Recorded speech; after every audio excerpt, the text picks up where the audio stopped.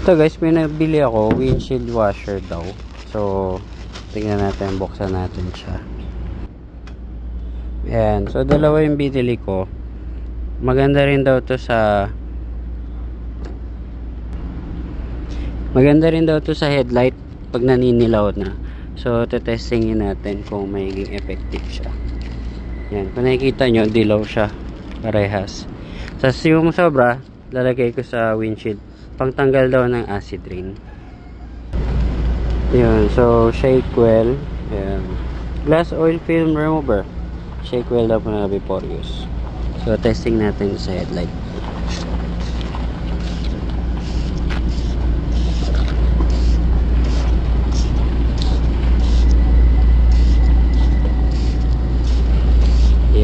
Hayaan lang muna natin siya dyan. Yun, after nung spray, bumabagsak na yung foam niya. Kasama yung dilaw. So, sprayan pa natin.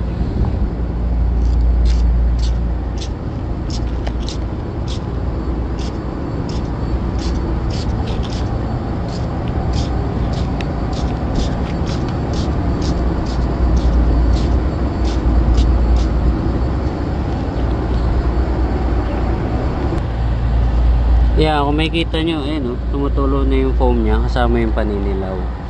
So, bugahan natin ng tubig. Pero pwede naman to pinupunasan. Pero ako gusto ko bugahan ko ng tubig.